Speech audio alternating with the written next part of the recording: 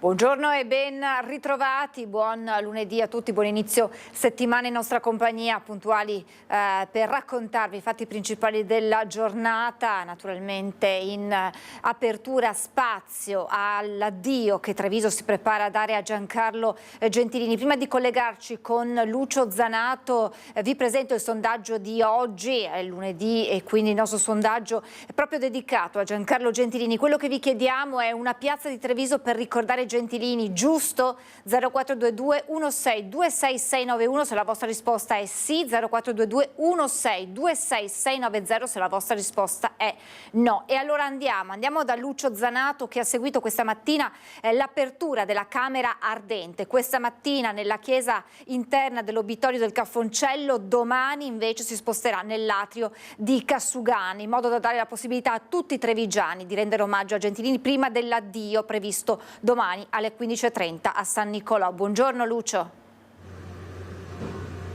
Buongiorno a te, buongiorno ai telespettatori di Antenna 3. Mi trovo nell'area funeraria dell'ospedale Caffoncello di Treviso e a parte adesso che c'è un attimo di pausa perché molti sono andati a mangiare, è stato un continuo da questa mattina alle 9 quando dietro le mie spalle si sono aperti i portoni della chiesetta proprio all'interno dell'area funeraria. All'interno il corpo di Giancarlo Gentilini, vicino a lui dei mazzi di fiori con delle fettucce tricolore e soprattutto a lato il suo cappello da alpino.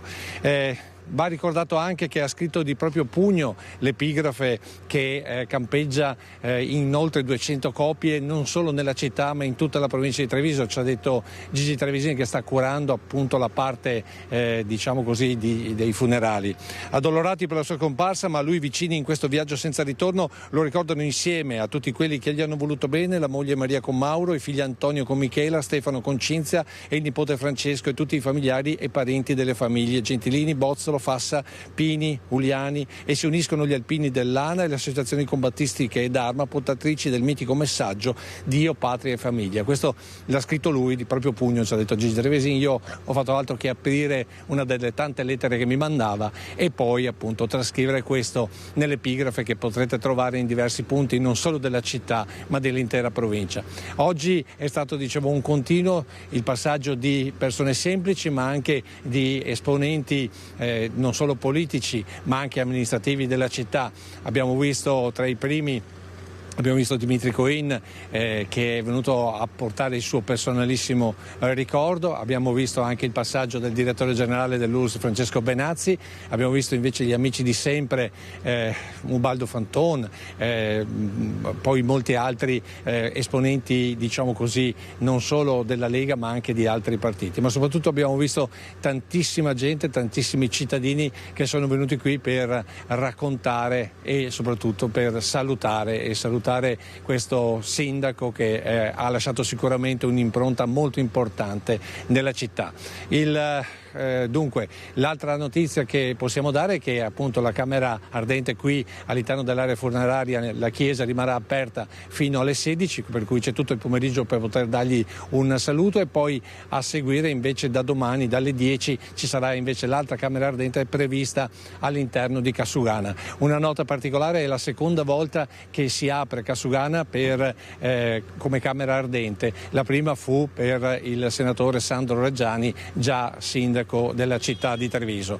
Altra cosa importante invece, oggi c'è stata una riunione operativa per quanto riguarda il percorso che verrà effettuato domani, quindi dalle 10 fino presumibilmente alle 14:30 ci sarà la Camera Ardente e poi il corteo partirà da Cassugana direzione Piazza San Vito, salirà verso Piazza Indipendenza per fermarsi tra lo scalone dei 300 ricordando la presenza appunto al Palazzo dei 300 per i consigli comunali e poi ovviamente Piazza dei Signori. Probabilmente lì ci sarà anche il rintocco della campana civica, seguirà la discesa verso Piazza Borsa seguirà la discesa verso il Calmaggiore per poi raggiungere Piazza Duomo. Da Piazza Duomo si arriverà dove c'era l'ex provincia, quindi Viale Cesare Battisti, a seguire direzione sulla sinistra verso Piazza Pio X. Appena prima si prenderà via San Nicolò, anzi Piazza Pio X, poi Piazza Vittoria e poi da Piazza Vittoria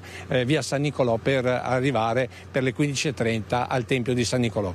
All'interno ci sarà la celebrazione presieduta dal vescovo Michele Tomasi e poi ci saranno le orazioni funebri. Adesso capiremo meglio chi prenderà la parola. Questo è dunque l'itinerario previsto e stabilito nell'incontro di oggi, e dopodiché noi oggi continueremo a rimanere qui fino alle 16 per raccogliere le testimonianze, per sentire la gente, per sentire le tante persone che personalmente oggi vogliono dare il proprio saluto a questo sindaco che sicuramente rimarrà nel cuore di tutti. A te la linea. Grazie davvero Lucio. E tra le tante persone che sono arrivate alla Camera Ardente anche esponenti, come ha detto Lucio, dell'attuale amministrazione, ma amici da una vita di Giancarlo Gentilini, tra questi Sandro Zampese. Lo ascoltiamo. Cosa si prova a vederlo lì? Tanto dolore per la scomparsa di un amico. Cosa ci lascia e cosa vi lascia a voi amministratori? Ci lascia dei valori moderni, cioè la coniugazione tra i valori tradizionali che lui sempre ripeteva, Dio, patria, famiglia, i valori delle radici, la tradizione, l'onestà, con anche la visione del futuro, perché come ho già detto era un sindaco e una persona rivoluzionaria, una persona senza schemi, quindi non era in qualche modo prevedibile, era una persona imprevedibile e comunque la sua vita è stata costellata soprattutto di vittorie grazie alla sua tenacia e alla sua capacità. Per me e altri è stato più di un amico, è stato quasi più di un amico, diciamo, ecco. E quindi la scomparsa sua ci ha lasciato un profondo dolore, veramente. Senta, lei ha una responsabilità che lui amava tantissimo, quella dei cantieri. Adesso visitando i cantieri, cosa penserà ricordando a lui? Ma penserò alle parole che prendevo tramite i suoi pizzini, tante, però quando io gli ho sempre risposto ai suoi pizzini, e certe volte gli rispondevo guarda che qua hai sbagliato eccetera, e lui diceva con la sua risata famosa, e mi diceva guarda che quando io ti scrivo vuol dire che ti voglio bene.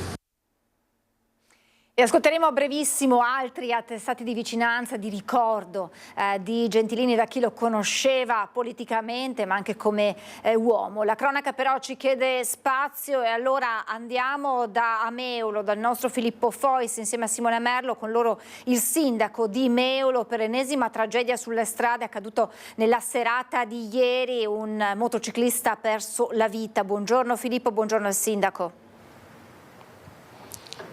Buongiorno Francesca, sì, purtroppo il Veneto, la provincia di Venezia in questo caso, perché ci troviamo a Meolo, deve piangere un'altra vittima della strada. Era un giovane poco più che trentenne che ieri al termine probabilmente aveva partecipato a una grigliata, aveva chiesto in prestito la moto al fratello per farsi un giro. Purtroppo questo giro si è rivelato fatale, l'incidente è avvenuto nei pressi della rotonda dell'ingresso autostradale del casello di Meolo, più precisamente lungo la Treviso Mare all'incrocio che porta a Monastier. Accanto a me, come hai già preannunciato tu, c'è il sindaco di Meolo, Daniele Pavana, al quale chiediamo un primo commento. Lei lo conosceva di vista, diciamo, questo giovane? Sì, lo conoscevo di vista. Purtroppo la nostra comunità in questo momento è rimasta attonita per la perdita di questo ragazzo, questo giovane ragazzo che appunto lo conosciamo un po' tutti perché siamo un piccolo paese, ci conosciamo un po' tutti, e che lavorava anche proprio a Meolo in una fabbrica lì vicino dove è successo il sinistro. Cioè anche era di origine bosniaca, ma ben integrato nel tessuto del paese. Sì, ben integrato, anche da diversi anni, famiglia presente, lavoratori, persone insomma normali, che anche la stessa proprietà della ditta dove lavorava il ragazzo conferma un bravissimo ragazzo, un bravo lavoratore. Senta, la sicurezza sulla Treviso Mare, più in generale anche sulle nostre strade, il suo comune è stato recentemente al centro del dibattito perché lei ha dovuto spegnere un autovelox. Per quale motivo l'ha spento?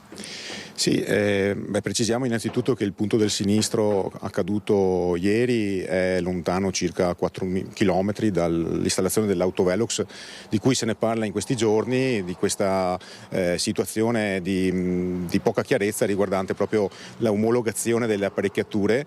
Anche il nostro autovelox, come tutti gli autovelox italiani, non sono omologati, ma in questo momento in cui le sentenze del giudice di pace ci danno contro a tutti i ricorsi presentati dagli automobilisti che li presentano, che sono stati sanzionati, ci ha costretto a procedere allo spegnimento, perché ci espone amministratori ma anche funzionari del comune a un rischio ben più ampio, che è il rischio di danno erariale nei confronti dell'ente, in cui si risponde in solido, e ovviamente, essendo questa la linea presa dalla giurisprudenza, non possiamo che prenderne atto e per forza di cose dover spegnere l'apparecchiatura. Una questione veramente enorme, riguarda tutta Italia. Naturalmente questo fatto dell'omologazione, può arrivare una risposta solamente dal governo a questo punto? Sì, bisogna mettere a posto la legge che faccia chiarezza una volta per tutti che cosa si intende per autorizzazione, cosa per omologazione, e questi dispositivi che tipo di certificazione devono avere per essere idonei all'utilizzo sulla strada per rilevare la velocità. Sembra incredibile che nel 2025 stiamo ancora discutendo e tagliando in quattro il capello su autorizzazione e omologazione, quando dovrebbe essere una cosa che è data per scontata oramai da decenni. Io volevo chiederle a questo proposito quanto incide la presenza di un autovelox nella sicurezza di quel tratto stradale.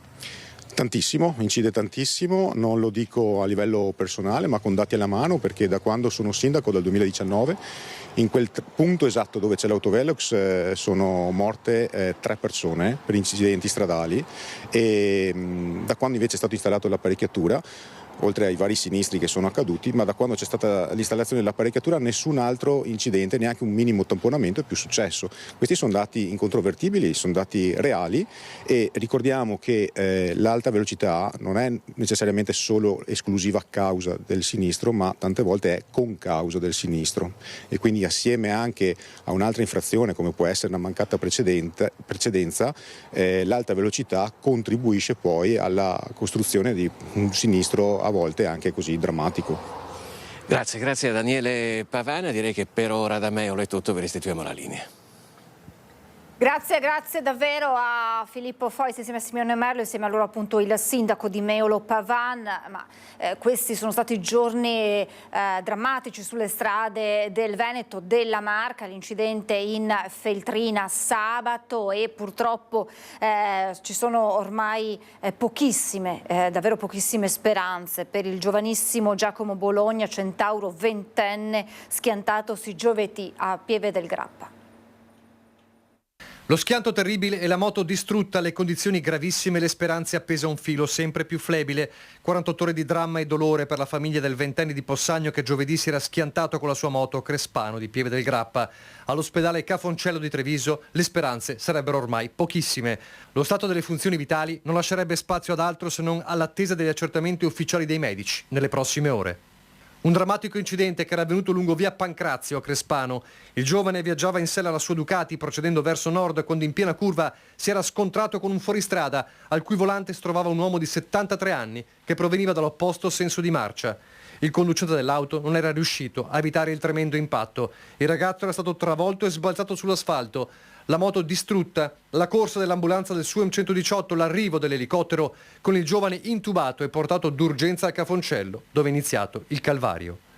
Una settimana drammatica che ha portato dolore e shock anche tra Montebelluna e Povegliano per la morte del 34enne Marco Canonico, il giovane imprenditore titolare della ditta Ribol, che ha perso la vita lungo la Feltrina, lasciando nel lutto 2 comunità.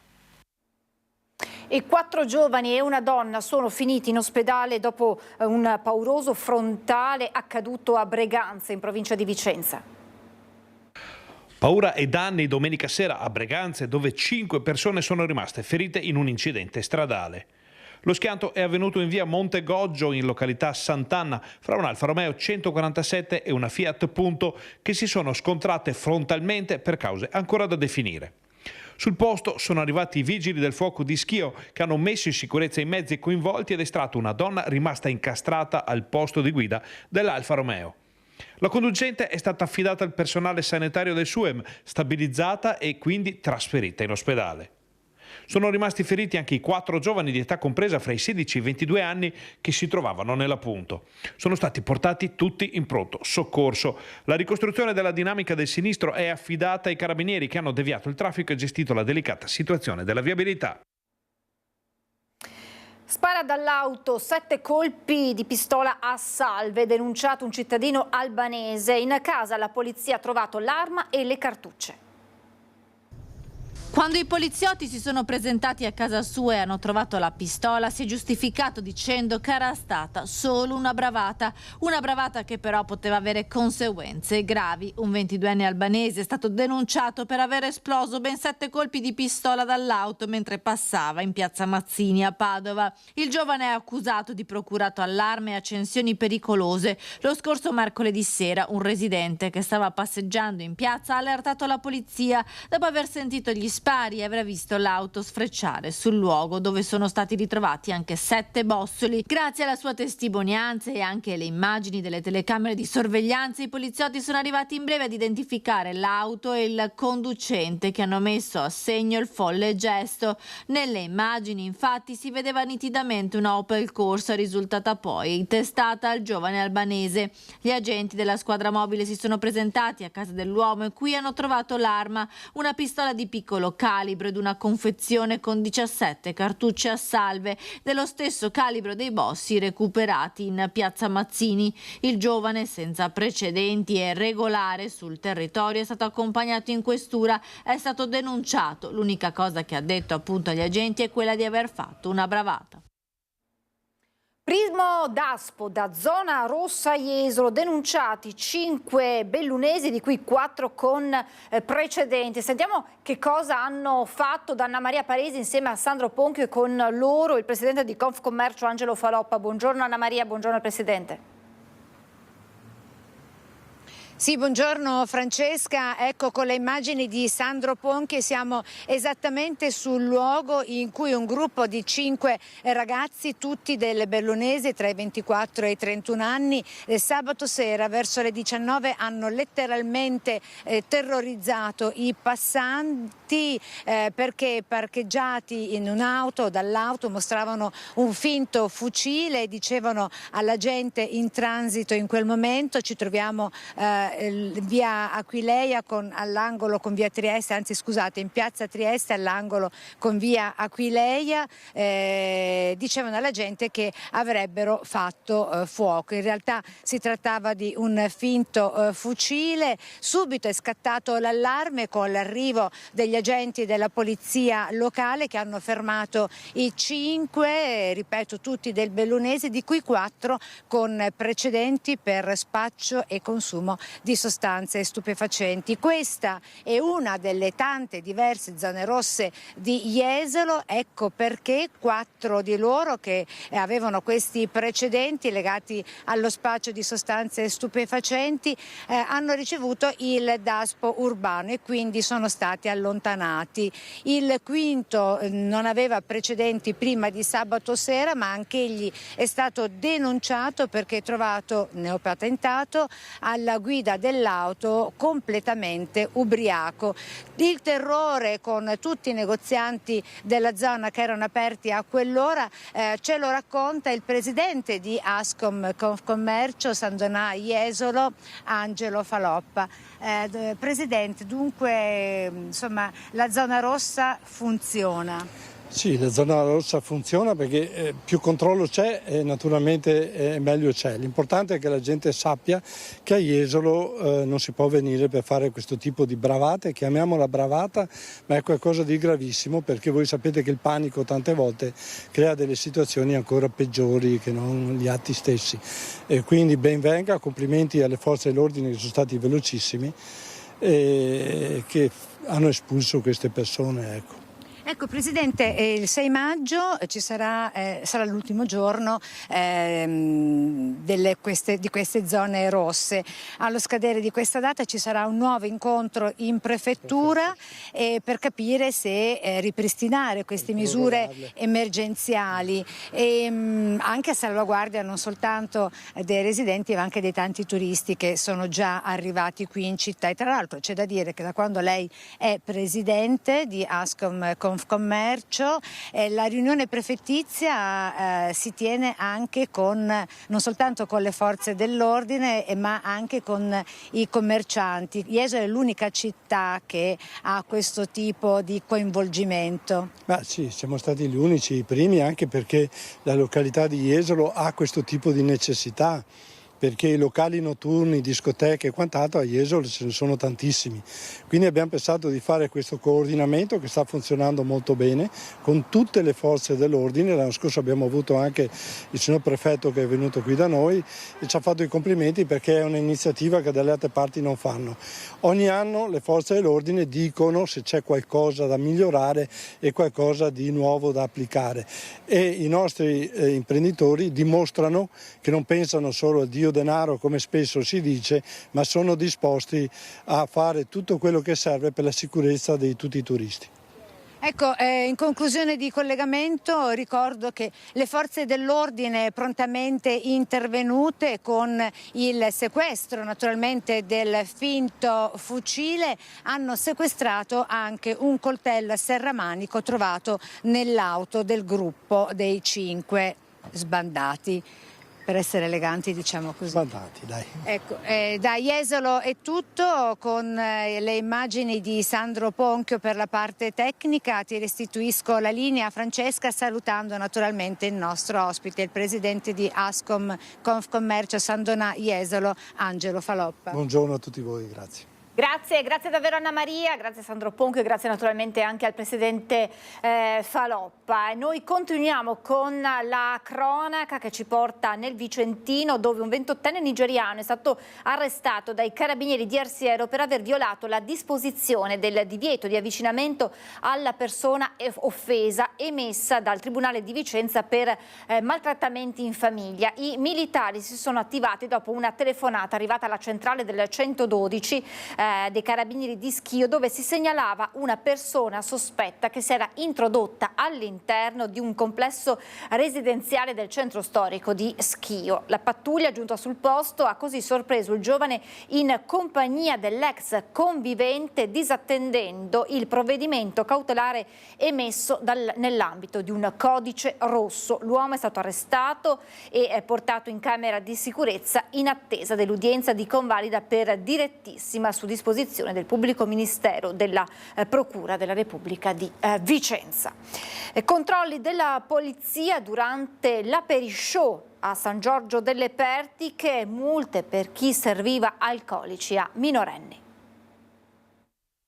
Titolare sorpreso a vendere alcol a 3 minorenni, un bar di San Giorgio delle Pertiche ha ricevuto così una sospensione di 30 giorni della licenza e 1.000 euro di multa. Il provvedimento è stato disposto dal questore di Padova Marco Dorisio dopo i consueti controlli effettuati per garantire il rispetto delle prescrizioni in occasione della Perishow, un evento che attira migliaia di persone, soprattutto giovanissimi. Norme di cui tutti gli esercizi erano stati messi a conoscenza, ma all'interno del bar Mabruk di Ars i poliziotti hanno trovato 3 minorenni intenti a bere degli spritz. Immediatamente è scattata la sanzione.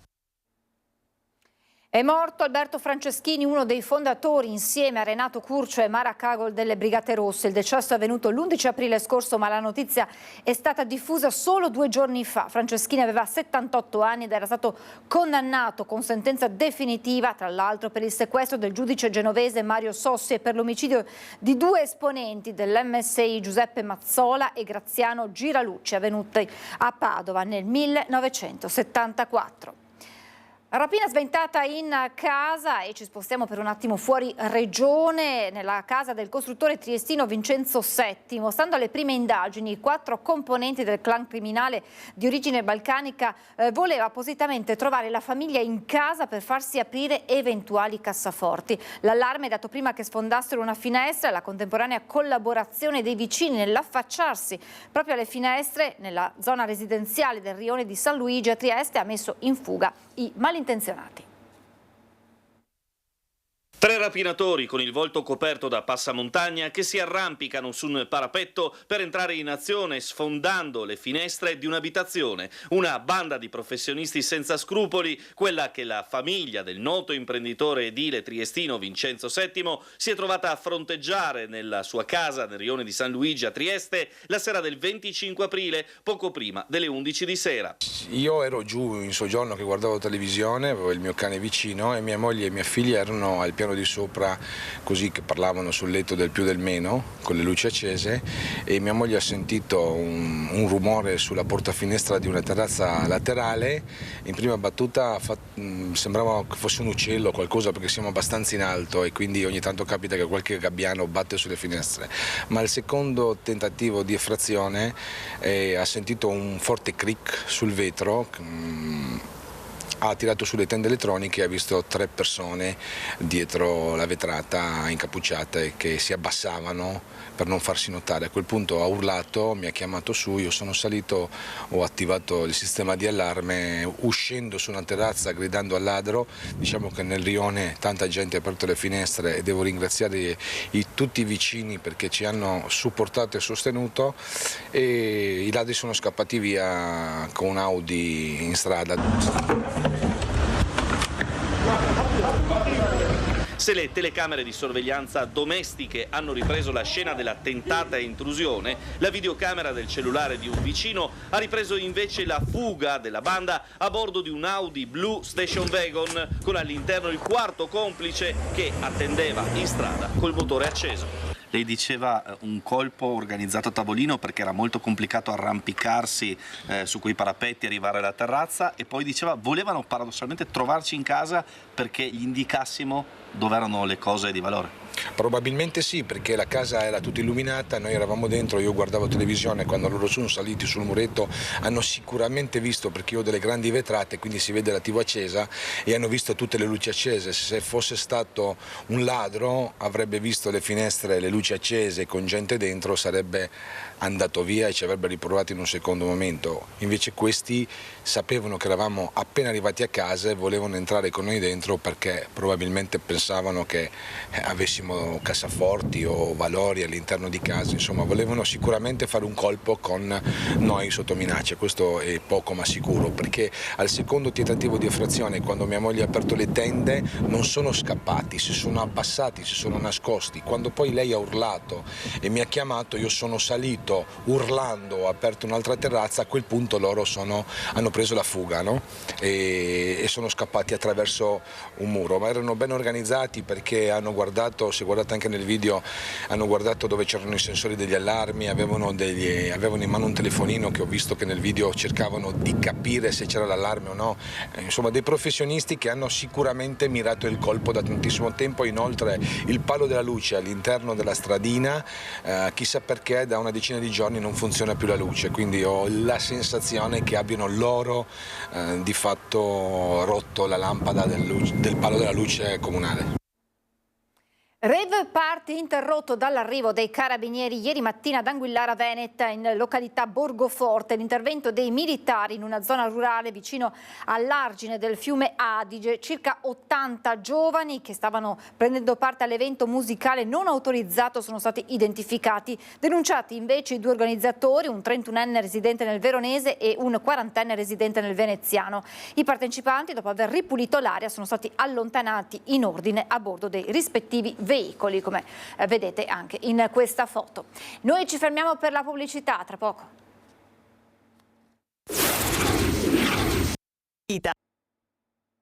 Rieccoci in diretta, saluto subito Alex Vantini, neopresidente di Ambi Veneto. Buongiorno e naturalmente congratulazioni per questo nuovo incarico. Grazie, buongiorno a tutti. Eletto da pochissimi giorni per acclamazione dall'Assemblea dei Presidenti dei Consorzi di Bonifica del Veneto, che si è riunita nella sede di Venezia lo scorso 17 aprile. Presidente, un incarico quanto mai importante ed impegnativo, aggiungerei, in questo momento storico dove dobbiamo fare i conti noi tutti e anche voi per il vostro ruolo con i cambiamenti climatici. Purtroppo sì, quello che vediamo ormai e lo proviamo tutti i giorni sulla nostra pelle è un'emergenza ormai climatica vera e propria, non possiamo più parlare di cambiamento perché ci siamo assolutamente dentro fino al collo, direi, e quindi di conseguenza quelli che sono i consorzi di bonifica che vanno a gestire la risorsa in quelli che sono la rete idrografica minore e poi ovviamente l'irrigazione per le aziende agricole, diventano quegli enti che devono in primis fare i conti appunto con il tempo che cambia, nel cercare comunque di fornire un servizio che, come dicevo prima, appunto l'irrigazione nei confronti del mondo agricolo, ma la gestione territoriale ormai è 360 gradi. Il nostro bel Veneto, la nostra regione non sarebbero la stessa se non fosse intersecata da un continuo corso d'acqua, dalla presenza dell'acqua che la arricchisce, dà la possibilità appunto alla vegetazione di crescere e di conseguenza di essere fruibile anche dal punto di vista turistico, come tutti sappiamo.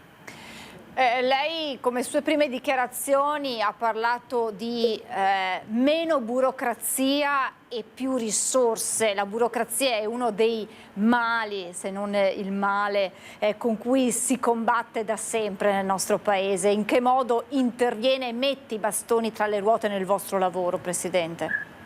Ma purtroppo dobbiamo fare i conti con tutta una serie chiaramente già di sensibilità per quanto riguarda la gestione del territorio, anche la burocrazia, soprattutto per quanto riguarda il rinnovo per esempio delle concessioni di derivazione, ma se pensiamo anche al grande tema dei finanziamenti, mette un po' in difficoltà quello che è appunto il ruolo dei consorzi di bonifica. È chiaro che poi il secondo tema sono le risorse.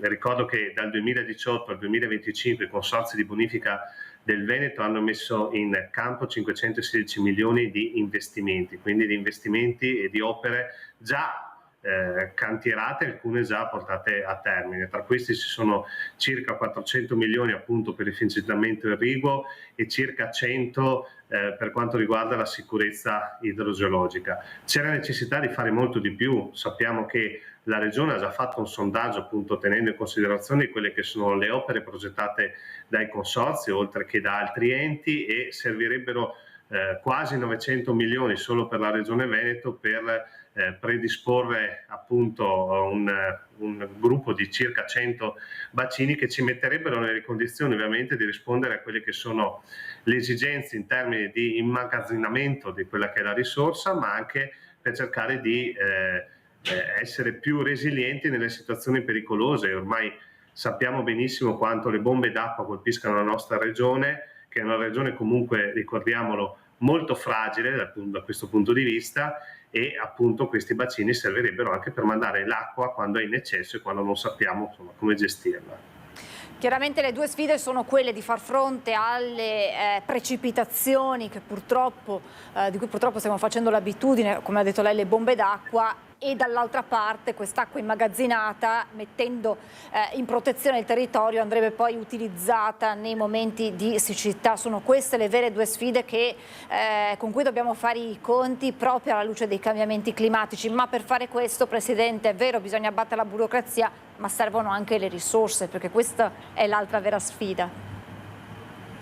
Assolutamente sì, abbiamo la necessità, come dicevo, di risorse e chiaramente chiediamo e stiamo chiedendo attraverso la nostra associazione che venga recuperate anche tutti i fondi che non vengono poi di fatto utilizzati per PNRR per finanziare quelli che sono il grande richiesta di risorse da parte dalla parte dei consorzi di bonifica a livello appunto nazionale. Ricordo che nel PNRR sono state destinate a livello nazionale circa 800 milioni di risorse, quando i progetti presentati dal gruppo dei consorzi bonifica, non solo veneti ma a livello nazionale, ammontavano circa 1,6 miliardi.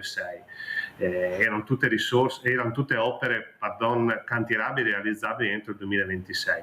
Purtroppo serve questo per far fronte a quelli che sono gli avvenimenti del cambiamento climatico.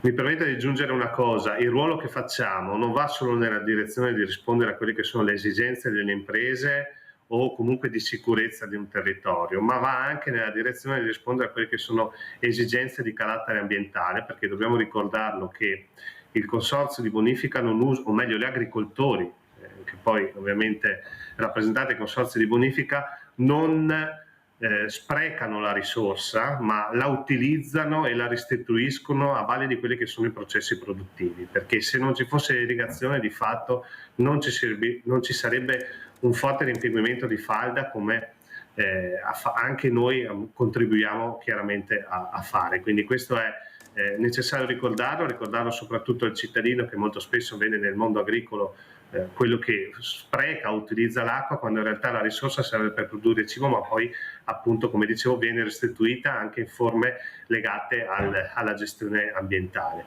Questo è importante sottolinearlo, quindi quello che è il nostro lavoro è anche fare questo, e anche gestire l'ambiente, oltre che la sicurezza di alcuni territori, se non tutti i territori, chiaramente, e dare un servizio al mondo agricolo per poi produrre cibo e quindi dare un servizio di fatto all'intera comunità. Presidente, un'ultimissima domanda: è necessario fare il lavoro di squadra? L'ANBI sicuramente, i bacini e i consorzi di bonifica hanno sicuramente un ruolo fondamentale, ma serve la collaborazione di tutto, delle istituzioni, del mondo agricolo. È una sfida che riguarda tutti noi, quella dei cambiamenti climatici e dunque anche della gestione corretta dell'acqua. Assolutamente sì, dobbiamo fare squadra, il mondo dei consorzi deve fare squadra, come ha sempre dimostrato di saperlo fare. È chiaro che dobbiamo lavorare con le istituzioni, perché devono essere al nostro fianco in quella che è questa grande sfida appunto di gestione della risorsa, sia quando ce n'è troppo poca e quando ce n'è troppa. Purtroppo stiamo vivendo, come si diceva prima, momenti di picco, e quindi situazioni nelle quali ci troviamo in estrema siccità e situazioni nelle quali l'acqua è troppa e va gestita.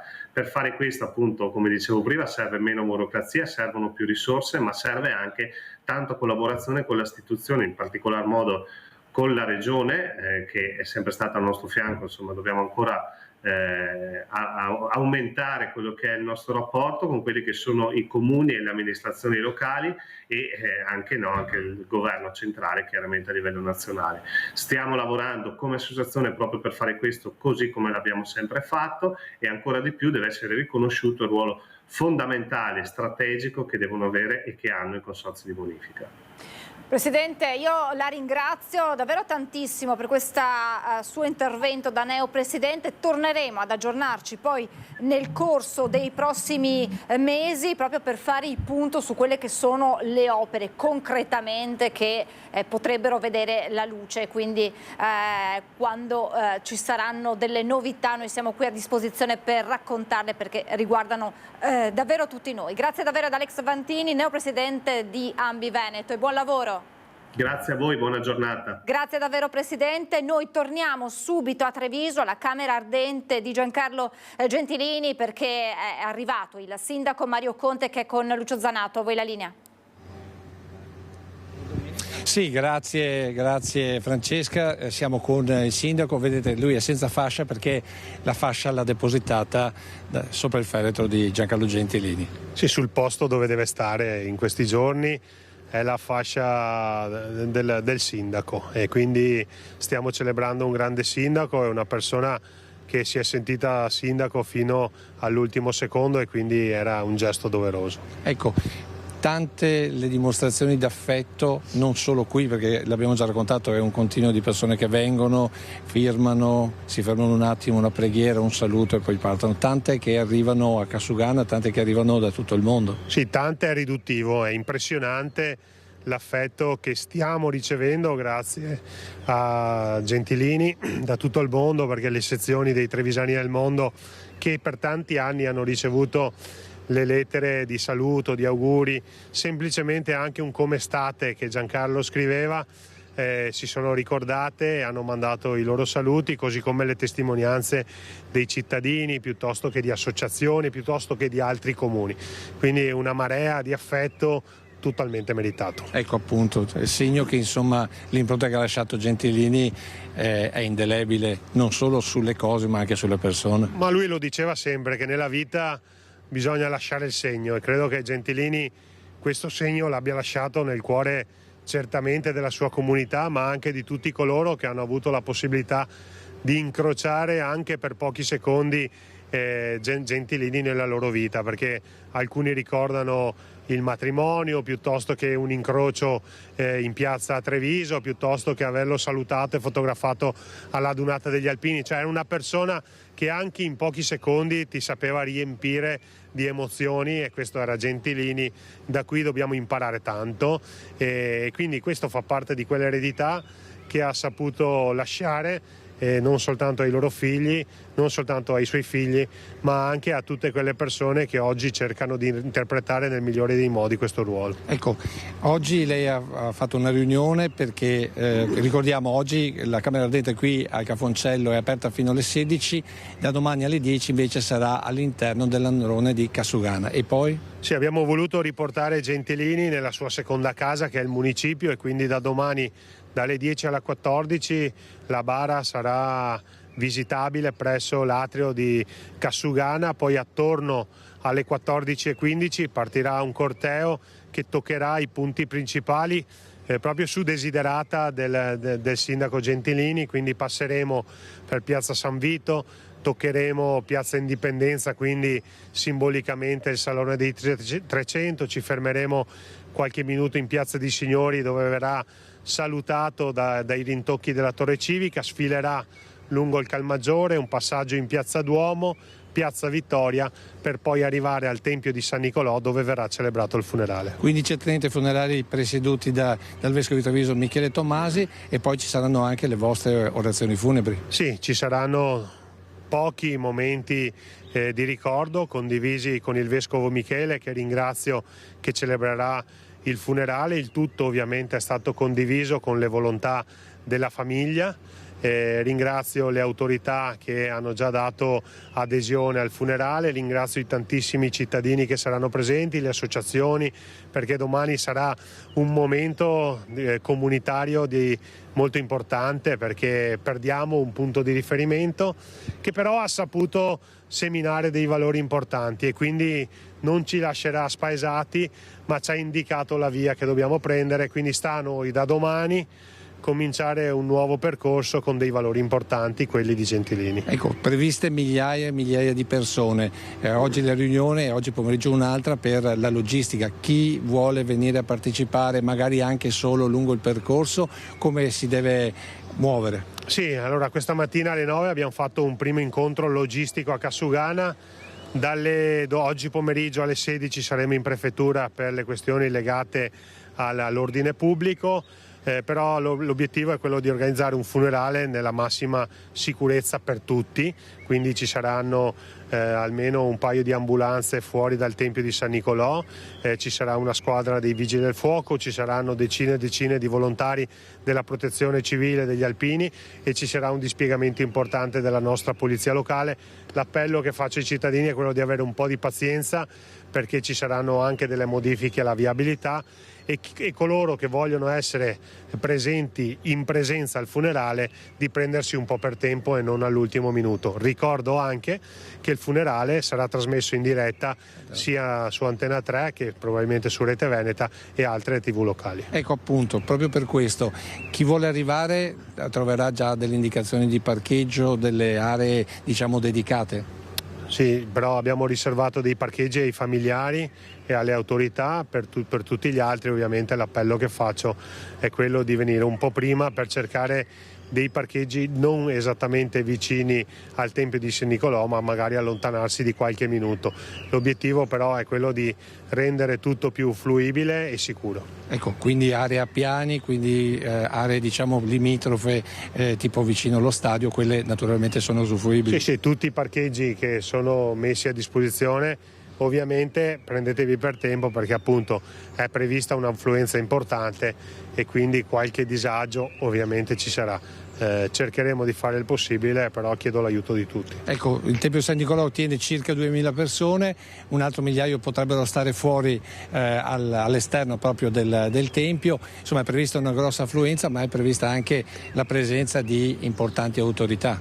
Sì, hanno dato conferma fino a questo momento il vice premier Salvini, il ministro Nordio. È probabile la presenza anche del ministro Giorgetti, saranno presenti i sottosegretari Bitonci e Ostellari, tantissimi parlamentari, degli europarlamentari e poi un'infinità di sindaci.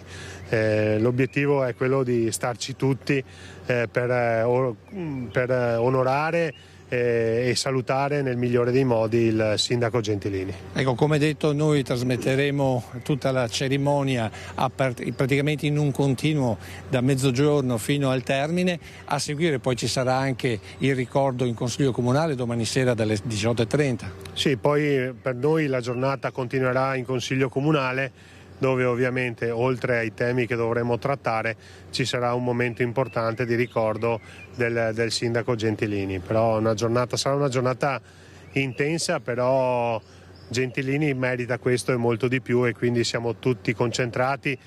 Dal giorno che ha deciso di andare avanti ci siamo tutti messi all'opera per organizzare nel migliore dei modi insieme ai familiari, che ringrazio, questa giornata che deve essere una giornata che resterà nella storia della città di Treviso. Grazie Sindaco, se non hai domande Francesca a te la linea. Grazie davvero Lucio, grazie al Sindaco Conte per tutte queste informazioni davvero essenziali, preziose per chi vorrà domani partecipare al funerale di Giancarlo Gentilini. Per chi non potrà esserci potrà collegarsi con Antenna 3 e seguire la nostra lunga diretta che seguirà tutta la cerimonia dalla partenza da Cassugana con le tappe, come ha spiegato il sindaco, nei punti simbolo della città, in un ultimo abbraccio allo sceriffo Gentilini fino all'arrivo a San Nicolò, e qui naturalmente seguiremo poi tutta la cerimonia funebre.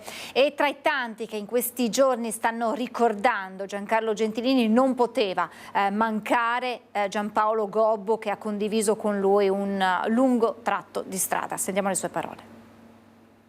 Ho visto la gioia sua, cioè la gioia di essere arrivato e di essere effettivamente amato. Lui cercava l'amore dei propri cittadini e dava l'amore ai propri cittadini. Il ricordo più bello per Giampaolo Gobbo è la gioia di Gentilini nella vittoria del 1994 che lo portava per la prima volta a Cassugana.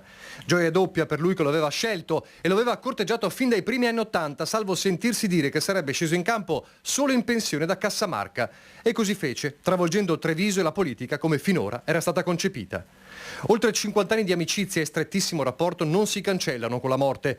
Lo sa bene il nome storico della Liga Veneta e Trevigiana, che con Gentilini ha condiviso un percorso lunghissimo ed è forse il più titolato a definirlo. È stato effettivamente l'uomo del cambiamento, ripeto, l'uomo dell'apertura del palazzo, l'uomo del popolo che andava col popolo, ma che sapeva anche usare ovviamente i cosiddetti poteri forti, economici, eccetera, per poter risanare la città. Estrema capacità di sintesi e decisione, racconta Gobbo, per un Gentilini che sapeva fondere la sua esperienza in Cassamarca con la concretezza delle esigenze di ogni giorno. Un ciclone che travolse il municipio. Come che diceva io, qualche volta quando si incazzava, ma poco, però dicevano sono farina da farostie, è come il famoso detto trevigiano, ma su questo ci siamo sempre capiti e abbiamo sempre indirizzato quello che è la storia, diciamo, della nostra città, e se abbiamo una città a questi livelli bisogna dire proprio grazie alla sua capacità. Un ciclone che finiva anche sulle pagine dei giornali per le sue esternazioni e le accuse di razzismo. Su queste situazioni riceveva molte lettere da parte dell'allora segretario che diceva di avere un determinato comportamento, eccetera. E lui chiedeva a me, ma cosa fare? Ho detto, Giancarlo, avanti come che te sia abituato, come che sia il tuo senso della vita, perché conoscendo anche molto bene, cioè certe cose sono travisate, certe cose sono state portate su referata, refero, cioè guarda che ha detto così, e quindi dopo quando purtroppo lui aveva una telecamera davanti, ovviamente diceva quello che pensava al 101%, questo è giustissimo, per me è stato giusto. Certo che su determinate situazioni stava già cambiando il mondo, come del resto adesso non è più quel mondo, e quindi c'erano comportamenti che ovviamente a qualcuno faceva un po'... Era uno senza filtri, diciamo, no? Assolutamente, ma infatti nessuno ha mai messo dei filtri a Gentilini. E, racconta Gobbo, vicende che arrivavano a nascondere la vera natura dello sceriffo. Aiutava sempre, assolutamente, ed era di una sensibilità al di là di... ricordo anche che è stato uno dei primi che ha detto agli industriali: se c'è bisogno, ci sono bisogno anche di abitazioni, non può solo il pubblico pensare a questo, per i lavoratori extracomunitari che vengono da voi e da noi cercate di fare voi qualcosa, e in effetti qualcosa a quel tempo era stato fatto. Leghista sui generis, leghista che amava il tricolore, leghista che non mancava di attaccare direttamente, quando lo riteneva, il suo stesso partito. Uno che non volle mai lasciare la dimensione amministrativa nonostante la possibilità certa di un posto a Roma.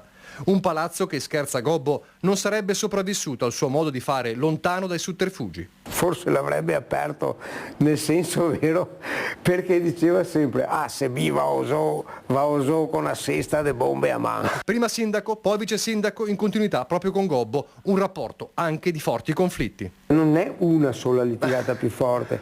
Ricordo che quando si arrivava agli estremi, cosa succedeva? Il suo diktat era quello: va a casa mia, manda a casa tutti. E quindi era un po' una situazione particolare, cioè su grandi temi. Ricordo appunto il primo dell'area Piani, ma poi c'è stato il cuore, poi c'è stato il calcio Treviso, poi c'è stata anche la stazione che non veniva mai risolto determinate situazioni.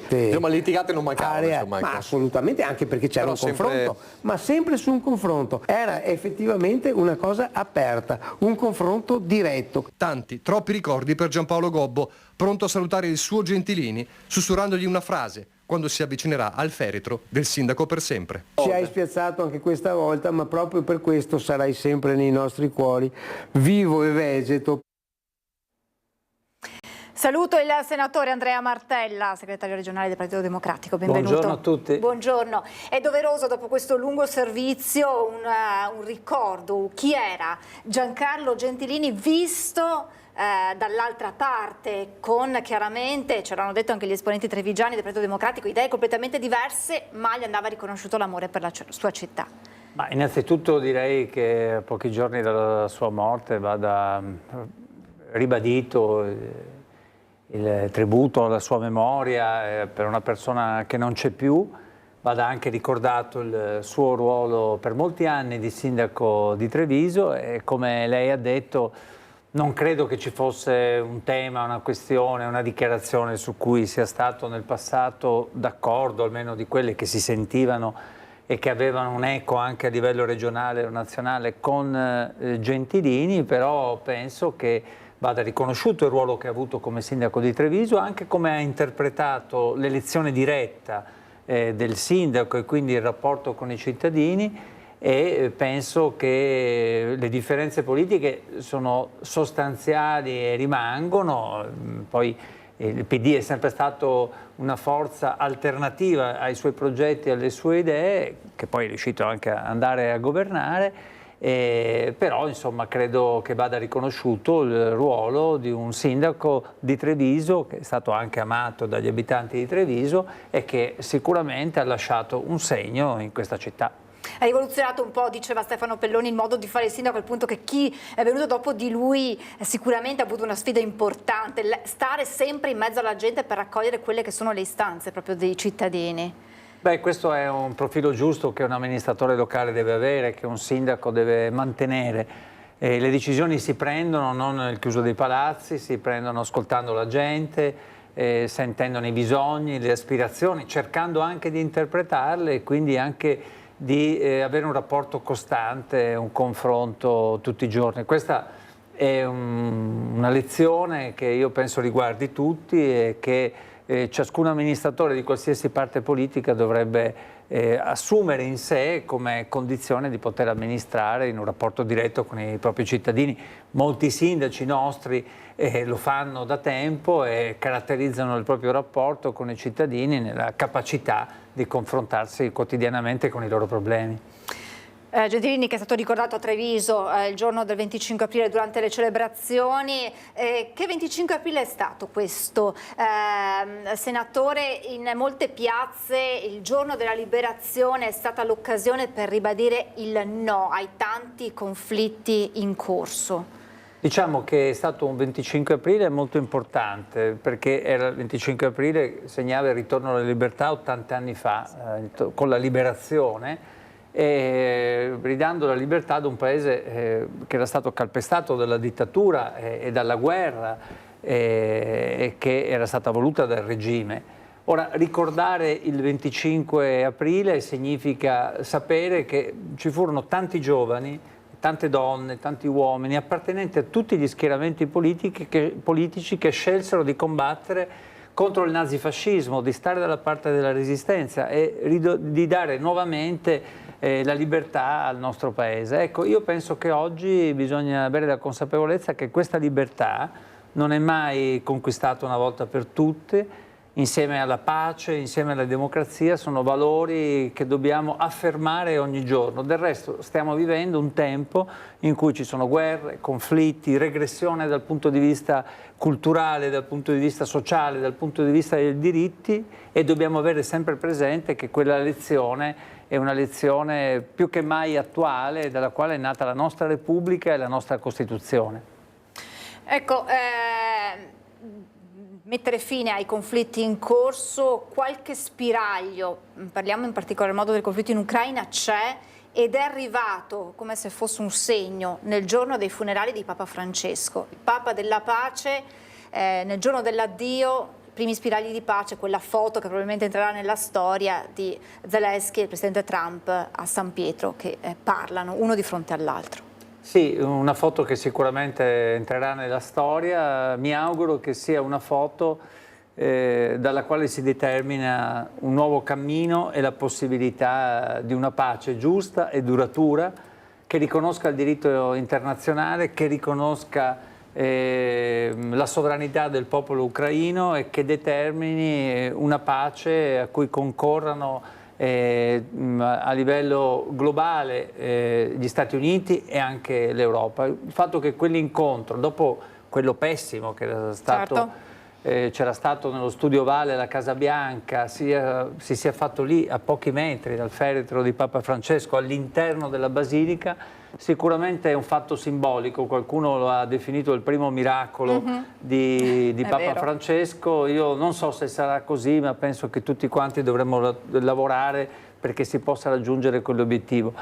A me è capitato nei giorni precedenti al suo funerale di andare alla Basilica di San Pietro a rendere omaggio a Papa Francesco. Ho visto veramente una folla oceanica animata da sentimenti veramente di grande partecipazione, di grande emozione, di grande tristezza. Ecco, penso che quel Papa dovrà essere ricordato come il Papa che ha lavorato per la pace, come il Papa che ha lavorato per la giustizia sociale, come il Papa che per primo e prima di altri ha posto il tema del rispetto, della tutela dell'ambiente, del nostro pianeta e della possibilità di consegnarlo alle future generazioni. Ecco, se davvero potrà scaturire questo nuovo percorso che porti alla pace, penso che lo dobbiamo molto anche a Papa Francesco, perché ricordiamo che per primo, già 3 anni fa, allo scoppiare della guerra, si è fatto promotore di iniziative che andassero nel segno di ottenere la pace. Ecco, leggiamo dal sito del Corriere: decisa la data del conclave, inizierà il 7 maggio, dunque dal 7 maggio i cardinali si riuniranno per eleggere il nuovo Papa. Ci saranno delle votazioni al mattino e al pomeriggio in attesa della fumata bianca. Certo, è una eredità pesante quella che raccoglie e che raccoglierà il nuovo pontefice, proprio anche alla luce dei messaggi di pace che Papa Francesco riusciva a trasmettere. Sì, ho visto che in questi giorni il suo messaggio viene ricordato nella comunità dei credenti, nella Chiesa, naturalmente tra i cardinali che dovranno eleggere il nuovo Papa, ma è un messaggio che ha riguardato anche molto i non credenti, coloro che hanno sentito il suo messaggio pur non avendo una fede. Ora io penso, mi auguro, spero che il conclave possa arrivare ad una decisione che determini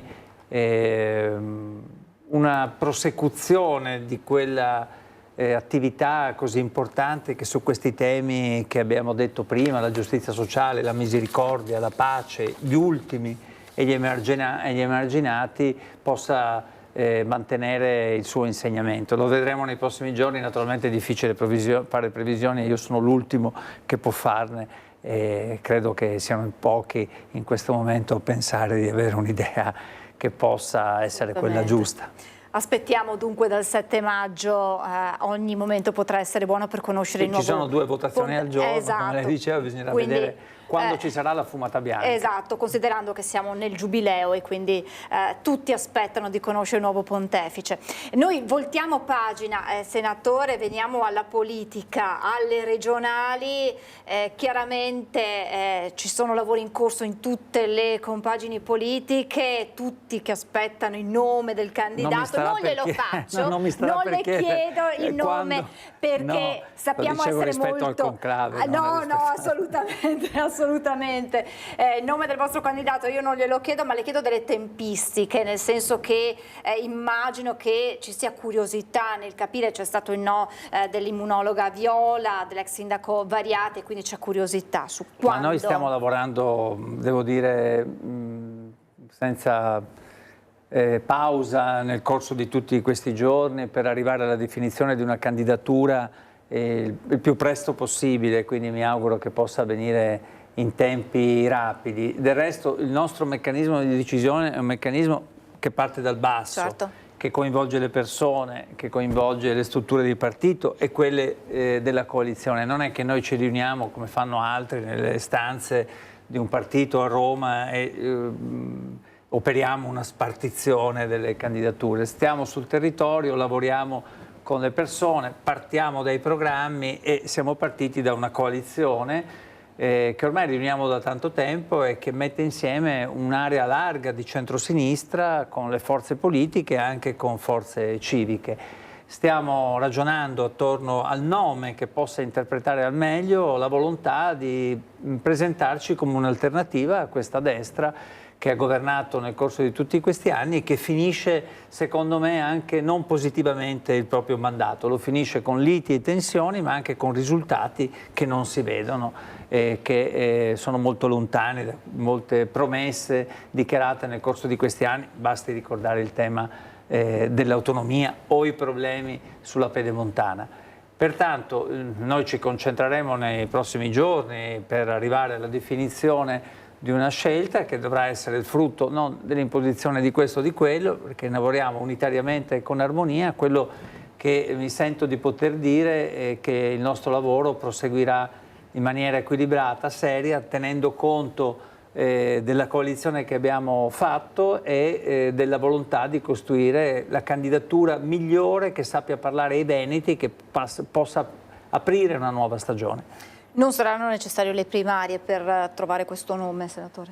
Ma per il momento ci siamo detti all'interno della coalizione che è preferibile una scelta che sia frutto del confronto politico tra le forze politiche e le forze civiche, un confronto di merito, un confronto diciamo aperto, che allo stato attuale non prevede che si facciano le primarie. Dico allo stato attuale perché le primarie possono essere sempre un metodo che si sceglie, ma diciamo che la strada prioritaria che è stata scelta in questo momento è quella di individuare una soluzione nel confronto interno alle forze che costituiscono questa alleanza di centrosinistra. E il confronto con i cittadini è fondamentale anche per lavorare sul programma che lei ha detto essere il punto di partenza poi per questo. Sì, ripeto, per noi il punto di partenza non è il potere, non è l'assetto della coalizione in termini di spartizione, ma è appunto la capacità di indicare una visione del futuro e di avere un programma.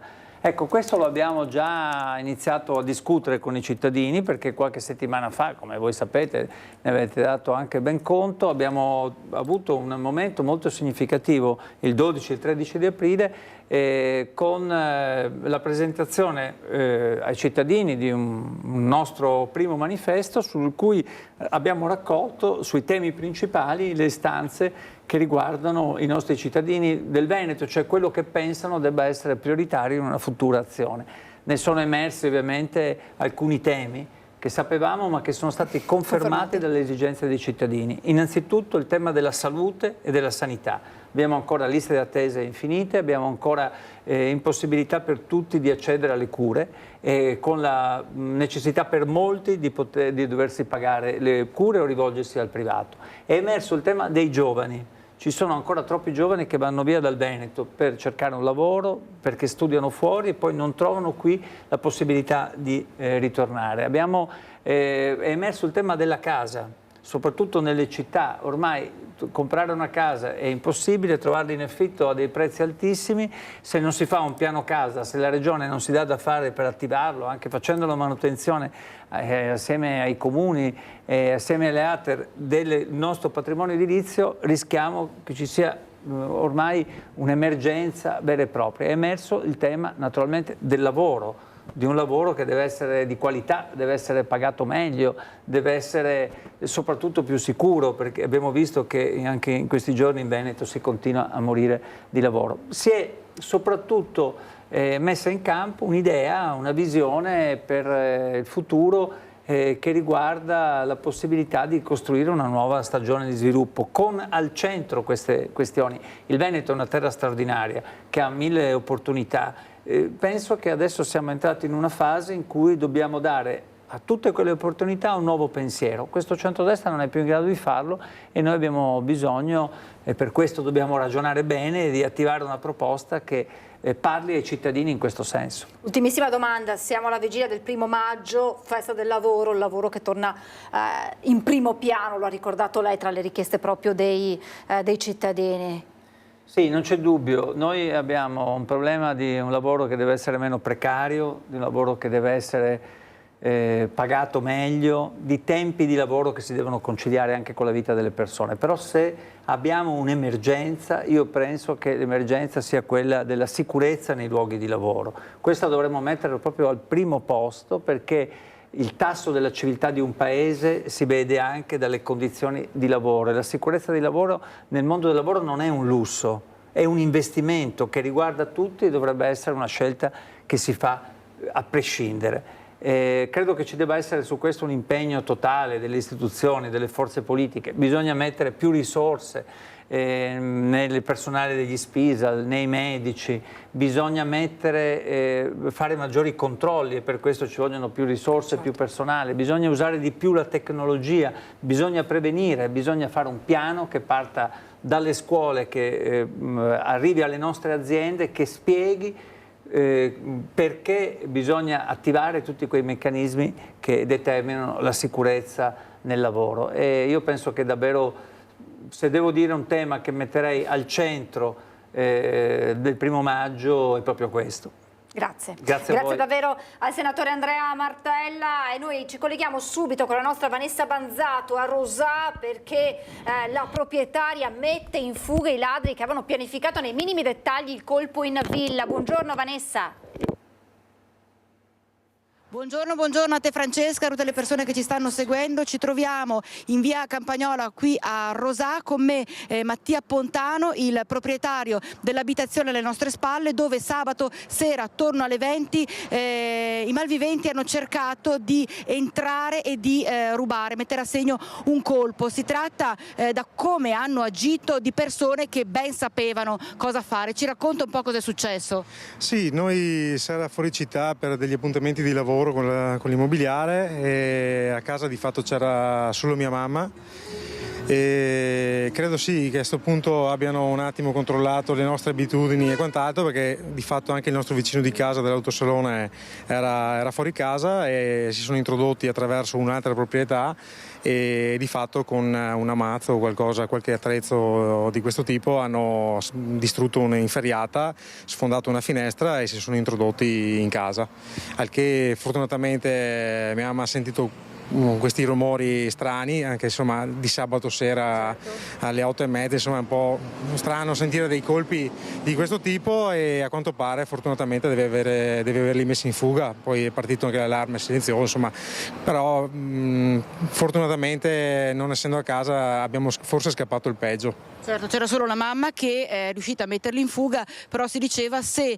magari ci fosse stato anche lei, forse la situazione poteva davvero essere più difficile, più pericolosa. Sì, perché di fatto sarei sceso direttamente proprio sul posto dove hanno fatto effrazione e trovandomeli davanti, loro sono dei delinquenti, io certo non sono preparato a queste tipologie di eventi, quindi ripeto, fortuna ha voluto da una parte che non ci fossimo stati, dall'altra abbiamo avuto molta paura per mia mamma perché seppur ancora giovane, insomma essere da sola a casa con dei malviventi che provano a entrarti in casa con la forza è assurdo, anche perché non siamo neanche abituati noi nelle nostre zone a avere questo tipo di criminalità, insomma è una cosa che vedi più nei film d'azione che a casa delle persone, però da come si sono mossi sembra che sia stato un colpo pianificato. Certo. Allora chiedo a Renzo Rigon cortesemente se può inquadrare, quella è la grata che è stata letteralmente divelta dal muro, vedete che è stata presa davvero a mazzate per essere divelta, e quella invece è la scala. Renzo, questa è la scala che hanno usato i malviventi per bloccare il cancello del vicino.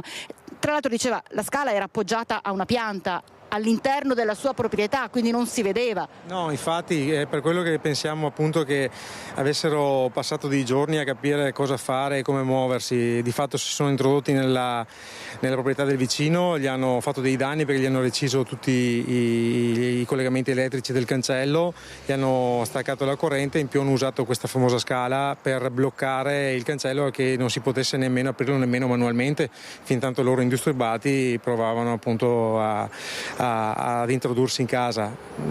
Detto fatto, è scesa mia mamma che fortunatamente probabilmente l'hanno sentita muoversi per casa, avrà acceso delle luci e quindi si sono dileguati, magari pensando che l'immobile fosse completamente disabitato in quel momento. Tra l'altro hanno attraversato altre praticamente 2 proprietà per scappare. Ho fatto danni su altre 2 proprietà perché ad una hanno reciso una recinzione per passare, all'altro appunto al vicino di casa hanno distrutto il cancello e quant'altro, e la nostra finestra. Fortunatamente non sono riusciti ad accedere in casa questa volta, però dobbiamo tutti stare veramente molto, molto attenti a questi fatti che potrebbero colpire purtroppo chiunque. Voi avete già sporto denuncia? Sì, sono intervenuti già ancora sabato sera i carabinieri, questa mattina siamo andati in comando a ratificare la denuncia, ovviamente purtroppo contro ignoti, speriamo che salti fuori qualcuno o che comunque vengano fermati, perché oggi è andata bene perché non hanno trafugato niente e soprattutto non si è fatto male a nessuno, però mi sembra gente che sia veramente agguerrita. C'è rabbia? C'è rabbia, sì, perché insomma hai casa tua, tenti di tenerla su il meglio che puoi, insomma ti fai le tue cose, non sei neanche più nella tranquillità di dire vado via per lavoro 3 giorni, che ti rischi che appena ti vedono uscire di casa ti sfondano per entrare. Ripeto, adesso fortunatamente probabilmente non erano dell'idea di far male a qualcuno, perché visto che hanno visto mia mamma insomma e se la sono data a gambe lo stesso, però oggi è andata così. Bisogna veramente tenere sulle antenne e premunirsi con tutti i mezzi possibili per provare a dissuaderli, e le forze dell'ordine, al contrario, che sicuramente lo stanno già facendo, essere presenti nel territorio per evitare appunto questi fatti che segnano le persone. Insomma adesso mia mamma è veramente molto scossa da queste cose. È ben immaginabile anche proprio il sentimento che sta provando la mamma, la paura che sta provando la mamma. Queste cose si stanno ripetendo purtroppo nel nostro territorio in maniera sempre più sovente e di conseguenza adesso ci si aspetta davvero che ci sia una risposta sempre più forte dalle forze dell'ordine, ma anche i privati, come appunto ha detto anche lei, devono fare la loro e cercare di mettere tutti i mezzi per garantirsi la sicurezza per quello che possono. Pare, tra l'altro, vorrei aggiungere che sia stata vista un'auto scappare a poca distanza, vero? Quindi potrebbero essere loro. Sì, diciamo che fortunatamente con il vicinato abbiamo questo bel rapporto dove si vede qualcosa di strano ci si avvisa, infatti mi hanno chiamato subito, mi hanno chiamato al telefono subito immediatamente quando hanno visto che era successa questa cosa, poi nell'andare a controllare l'autosalone ha visto partire una macchina a tutta velocità in direzione di Bassano, però non siamo riusciti a prendere la targa, niente, però di fatto sì, c'era qualcuno che li veniva a prendere oltre a queste persone che adesso non so quantificare quanti fossero, però vedendo i danni che hanno fatto almeno 2 o 3 persone di sicuro, e in più quest'auto che è venuta a prenderli e li ha prelevati e fatti scappare. E adesso tocca ai carabinieri, spetta ai carabinieri eseguire tutte le indagini per provare a risalire appunto gli autori di questo tentato colpo qui a Rosà. E da Rosà è tutto. Francesca, ti ricedo la linea. Grazie davvero Vanessa, e grazie anche alla tua ospite per averci raccontato quanto accaduto. E adesso ci spostiamo a Codevigo, purtroppo ancora sangue sulle strade venete del Padovano, in questo caso un incidente mortale, un frontale tra un'auto e un camion. Ci spiega, ci aggiorna in diretta Valentina Visentin. Buongiorno Valentina. Sì, buongiorno Francesca, noi siamo lungo la strada dei pescatori a Codevigo, poco lontano dalla strada statale Romea, dove qualche settimana fa ci sono stati 2 incidenti mortali e purtroppo anche oggi una vittima sulle nostre strade, e a quanto pare sembra anche una vittima giovanissima, perché aveva 25 anni il giovane che è morto alla guida della sua auto in uno scontro frontale avvenuto questa mattina tra le 9:30 e le 10 qui proprio in questo punto dove ci troviamo adesso io e il collega Cristian Roque Allende. Lo vedete, i soccorsi alle nostre spalle stanno risistemando il luogo dell'incidente, stanno per portare via il camion che si è scontrato con la vettura.